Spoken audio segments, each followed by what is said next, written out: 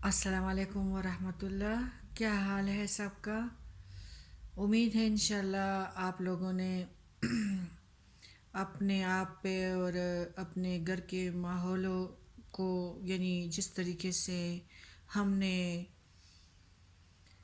दोबारा से यानी दोहराने की हमें ज़रूरत है कि हम उस नक्शे से अपने घरों को दुरुस्त करें जिसका हमें हुक्म अल्लाह ने दिया है और हमें प्यारे नबी करीम सल्लल्लाहु अलैहि वसल्लम ने ही दिया है। जिस घर में अल्लाह का दस्तूर हो और प्यारे नबी करीम सल्लल्लाहु अलैहि वसल्लम का दस्तूर हो तो वो यानी कामयाबियों की तरफ और वो घर वाले सारे यानी रवा दवा हैं, क्योंकि जो राह हक पे है तो घर तो उनके जन्नत बनते हैं ना। और इसी हालात में अगर हम जहाद करें नफ्स से तो इंशाल्लाह हम बाजी ले जाएंगे। और हमारा जो ये चादर से पाँव निकलते हैं तो इंशाल्लाह इसको भी हम अपने चादर के अंदर लगाएंगे ना। गाड़ी पे चढ़ना है ना, मुशक्क़त की ज़रूरत है ना।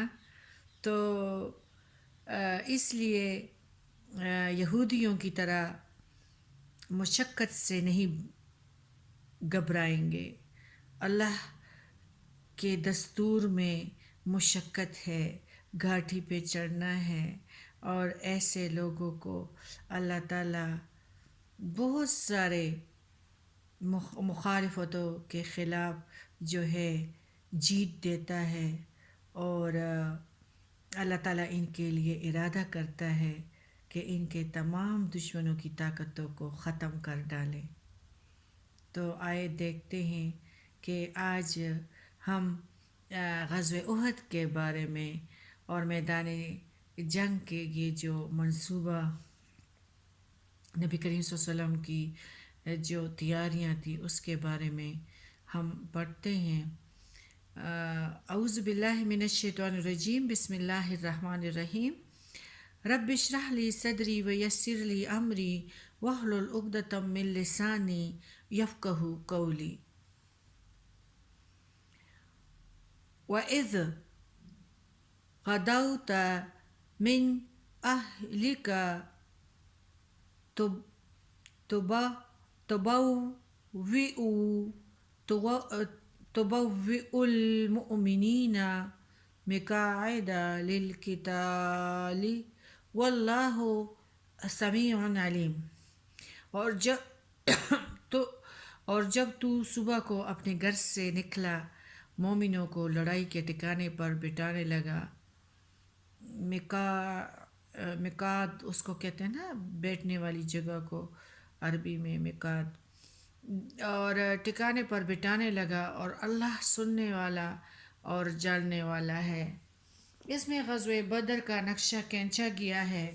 और हमारे यानी जंग बदर में जो ये इनको शिकस्त हुई थी, इंतकामी जंग के लिए कुरैशियों की तैयारियां जारी और सारी थी। अहले मक्का को मारकाए बदर में शिकस्त और इनके अशरफा यानी सरदार कत्ल का जो सदमा बर्दाश्त करना पड़ा था, इसके सबब वो मुसलमानों के ख़िलाफ़ गज़ब से खोल रहे थे। ख़ता कि उन्होंने अपने मकतूलीन पर ये जो बैन करते हैं ना गाँव वाले अक्सर, तो उनको भी यानी नहीं छोड़ा कि बैन मत करो, मुसलमान खुश हो जाएंगे। और रोके रखा और के बैन की ज़रूरत नहीं है। और कैदियों के फ़िदिये की अदायगी में भी जल्दबाजी का मुज़ाहरा करने से भी मना किया, ताकि मुसलमान इनके रंज व गम की शिद्दत का अंदाज़ा ना कर सके और उनको ये पता ना चले कि इनको इतना रंज और गम मिला है।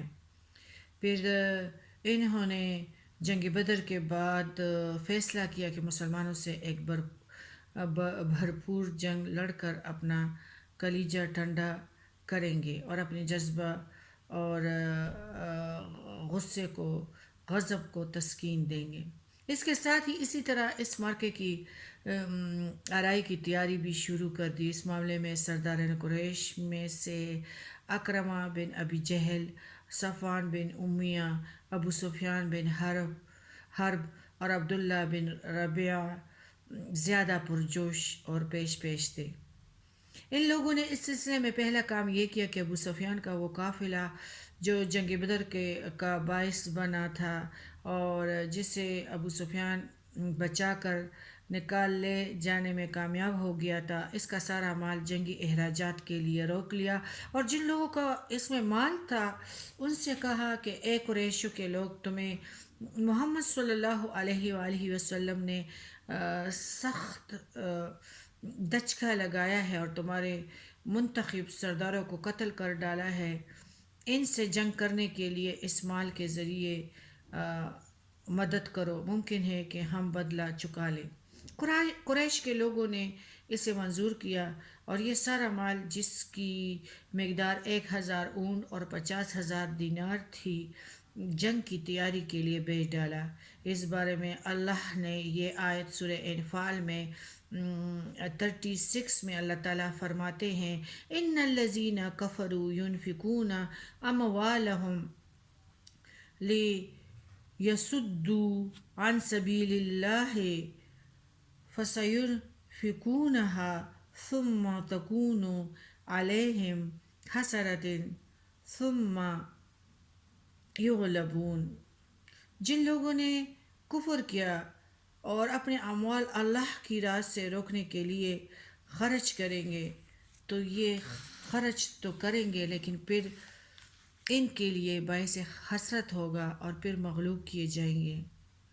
پھر انہوں نے رضاکارانہ جنگی خدمت کا دروازہ کھول دیا اور مسلمانوں کے خلاف جنگ میں شریک لوگ جوگ در جوگ داخل ہونے لگے اور قریش کے جھنڈے تلے جمع ہو گئے، اور انہوں نے اس مقصد کے لیے جو مختلف صورتیں اختیار کیے، تو جو مطلب ابو غزہ شاعر جو جنگ بدر میں قید ہوا تھا اور جس کو رسول اللہ صلی اللہ علیہ وآلہ وسلم نے یہ عہد لے کر کے اب وہ آپ صلی اللہ علیہ وسلم کے خلاف کبھی نہ اٹھے گا،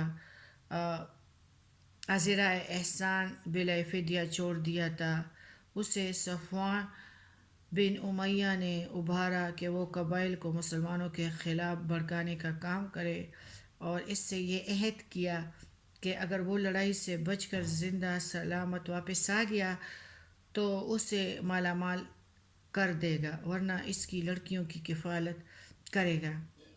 ابو عزہ نے رسول اللہ صلی اللہ علیہ وآلہ وسلم سے کیے ہوئے عہد کو پس پش ڈال کر جذبات غیرت کو شعلہ زن کرنے والے اشعار کے ذریعے قبائل کو بھڑکانا شروع کر دیا۔ اسی طرح قریش نے ایک اور شاعر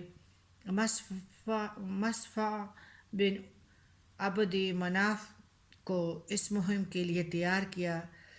ادھر ابو سفیان نے غزوہ سویق سے ناکام و نامراد بلکہ سامان رسد کی ایک بہت بڑی مقدار سے ہاتھ دھو کر واپس آنے کے بعد مسلمانوں کے خلاف لوگوں کو ابھارنے اور بھڑکانے میں کچھ زیادہ ہی سرگرمی دکھائی۔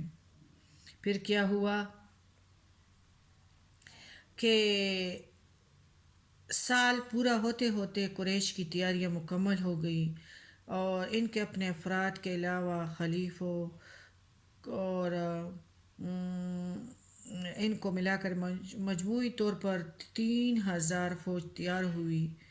قریش کی رائے ہوئی کہ اپنے ساتھ عورتیں بھی لے چلے تاکہ حرمت و ناموس کی حفاظت کا احساس کچھ زیادہ ہی جذبہ جان سپاری کے ساتھ لڑنے کا سبب بنے۔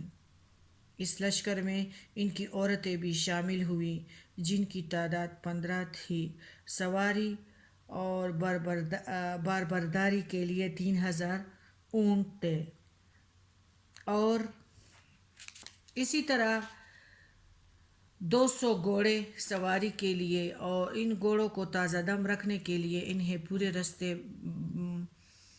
بازو میں لے جایا گیا، یعنی ان سواری نہیں یعنی ان پر سواری نہیں کی گئی۔ حفاظتی ہتھیار میں 700 زرہیں تھی۔ ابو سفیان کو پورے لشکر کا سپہ سالار مقرر کیا گیا، اور کمان خالد بن ولید کو دی گئی، اور اکرمہ بن ابی جہل کو ان کا جو ہے معاون بنایا گیا۔ پرچم مقررہ دستور کے مطابق قبیلہ بنی عبدالدار کے ہاتھ میں دیا گیا۔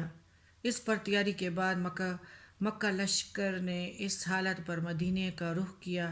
مسلمانوں کے خلاف غم و غصہ اور انتقام کا جذبہ ان کے دلوں میں شعلہ بن کر بھڑک رہا تھا، شاعری ہو رہی تھی، اور عنقریب پیش آنے والی جنگ کی خونریز اور شدت کا پتہ دے رہا تھا۔ حضرت عباس جو ہمارے پیارے نبی کے چچا تھے رضی اللہ تعالیٰ عنہ، قریش کی اس ساری نقل اور حرکت جنگی تیاریوں کا بڑی چابکدستی اور گہرائی سے مطالعہ کر رہے تھے۔ جو ہی یہ لشکر حرکت میں آیا، حضرت عباس رضی اللہ تعالیٰ عنہ نے اس کی ساری تفصیلات پر مشتمل ایک خط فوراً نبی کریم صلی اللہ علیہ وآلہ وسلم کی خدمت میں روانہ کیا۔ حضرت عباس رضی اللہ تعالیٰ عنہ کا قاصد پیغام رسائی میں نہایت پرتیلا ثابت ہوا، اور اس نے مکہ سے مدینہ تک کوئی 500 کلومیٹر کی مسافت صرف 3 دن میں طے کر کے ان کا خط حضرت محمد صلی اللہ علیہ وآلہ وسلم کے حوالے کیا۔ اس وقت آپ صلی اللہ علیہ وآلہ وسلم مسجد قباء میں تشریف فرما تھے۔